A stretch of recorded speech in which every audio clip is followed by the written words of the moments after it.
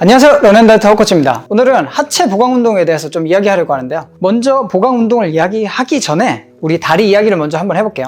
다리에서 가장 큰 근육은 대퇴사두근이에요. 우리가 운동을 할 때 제일 많이 사용하기도 하고, 대퇴사두근은 골반 튀어나온 부분부터 이 정강이 아래까지 굉장히 길게 연결이 되어 있어요. 그러다 보니까 우리가 달릴 때 그리고 힘을 버틸 때 정말 많이 사용을 하는데, 이 대퇴사두근하고 움직일 때 중요한 게 이 슬개골, 무릎 앞쪽, 이 앞쪽을 굉장히 관리를 잘 해주셔야 돼요. 특히 지금 날씨가 추우니까 좀 날씨가 애매할 때, 간절기 때 그냥 반바지 입고 무릎 다 나온 상태에서 그냥 뛰시는 분들이 많은데, 이러면은 위험하니까 실제로 이 슬개골이 하는 역할은 대퇴사두근이 정강이뼈와 연결돼서 대퇴사두근의 움직임을 좀 더 자연스럽게 하기 위해서 베어링 역할을 해주는 거예요, 안에서. 만약에 이 슬개골이 제대로 움직여주지 못하면 다리 움직임 자체가 굉장히 불편할 거예요. 특히 무릎 통증이 크겠죠. 제대로 운동 스케줄을 소화하기가 굉장히 힘들겠죠. 저희가 계속 이제 운동 전에 동적 스트레칭을 하죠. 동적 스트레칭을 할 때 먼저, 지금 날씨가 아직은 좀 애매하긴 한데, 손을 비벼서 손을 따뜻하게 해주거나 아니면 핫팩으로 손을 따뜻하게 해주세요. 따뜻하게 한 상태에서 이 무릎 앞 슬개골을 이 모양 그대로 잡아주시는데,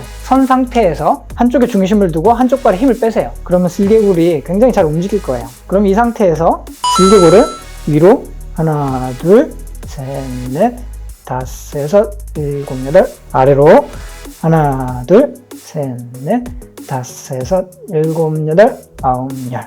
시계 방향으로 하나, 둘, 셋, 넷, 다섯, 여섯, 일곱, 여덟, 아홉, 열. 이렇게 열도 가해주고 동적 스트레칭을 해주면서 운동하기 전에 이 슬개골을 잘 움직일 수 있게 예열을 해주는 거예요. 이렇게 해주고 운동을 하시면 훨씬 더 부드럽고, 그리고 움직임이 좀 더 이제 좋으실 거예요. 대퇴사두근은 발을 찰 때 근육이 수축되면서 발을 차는 힘을 만들게 되죠. 근데 이거는 이론상에 그렇고, 실제로는 대퇴사두근이 바닥에 충격을 가해졌을 때 우리 몸에 충격이 올라오는 걸 버텨주고 흡수하고 완화해줘요. 결국에 우리가 멀리 오래 달리거나 아니면 큰 힘을 쓰기 위해서는 이 대퇴사두근이 굉장히 중요해요. 보강도 많이 하셔야 되고, 무릎 관절이나 내가 다른 부상을 당하지 않기 위해서는 대퇴사두근 운동을 정말 많이 해주셔야 돼요. 오늘 간단한 운동들을 함께 알려드릴게요.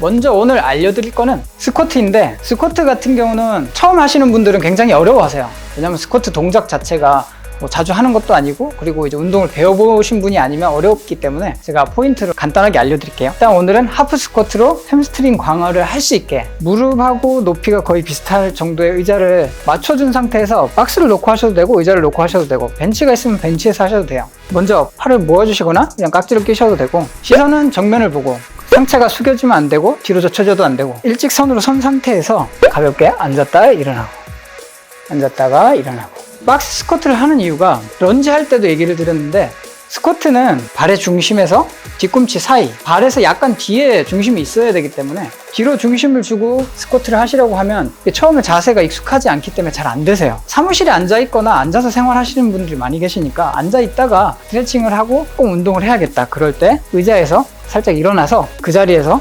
무게중심은 약간 뒤쪽으로 두고 앉았다 일어나고, 이렇게 하면 대퇴사두근에 굉장히 자극이 많이 올 거예요. 근육이 좀 많이 부족하시거나 아니면 일상생활에서 보조 운동으로 조금 하시겠다 하시면 이렇게 운동을 해주시고, 대퇴사두근 운동을 좀 더 이제 보강을 많이 하시겠다 그러면 하중을 가지고 헬스장이나 운동을 하실 수 있는 곳에서 뭐 덤벨을 가지고 하시거나 아니면 레그 익스텐션 같은 머신을 이용해 가지고 단련을 하셔도 되니까 운동을 해주시고, 일상생활에서 또는 시간이 남으실 때 이렇게 운동을 좀 해주시면 좋을 것 같아요.